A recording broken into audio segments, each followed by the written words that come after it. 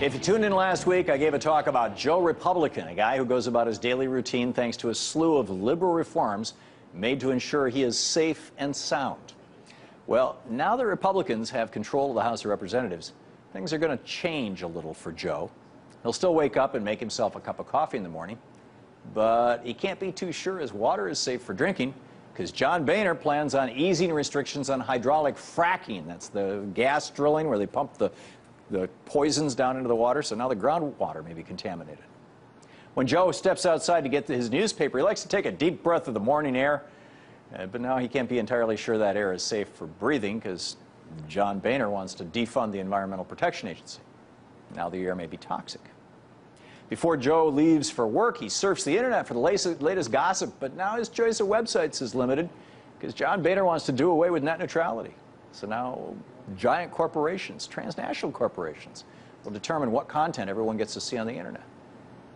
Joe then takes the bus into work, but it breaks down because John Boehner does not support infrastructure investment, leaving the roadways and bridges to crumble the way Republican Tim Pawlenty did the bridge between Minneapolis and St. Paul over the Mississippi River.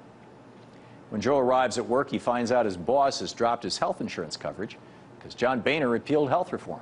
So now Joe can't get health insurance because he has a pre-existing condition. When lunchtime rolls around, Joe grabs a turkey sandwich, but he can't be sure it's safe to eat because John Boehner cut back the USDA's budget for food safety inspections. So now slaughterhouses and food processing plants cut corners to increase their profits. Finally, Joe gets home after a long day at the office and is exhausted. He thinks he'll never be able to retire because John Boehner raised the retirement age and privatized Social Security. So now his savings are tied up in the volatile stock market, and Wall Street is skimming billions off the top in commissions. And later that night, as Joe tries to nod off to sleep, he doesn't feel all that safe because John Boehner has increased the defense budget, but local police officers and firefighters had to be let go because the states couldn't afford them. So now Joe is safe from terrorists, but that's about it. And right before Joe falls asleep, he has one last thought. Why did I vote Republican? And you think about it, the why did I vote Republican? They were talking about, let's see, there was that mosque in New York. Have you heard any mention of the New York mosque in the last couple of weeks? It was a really great thing to scare people and whip up people and make people, get them out in the streets and freak them out.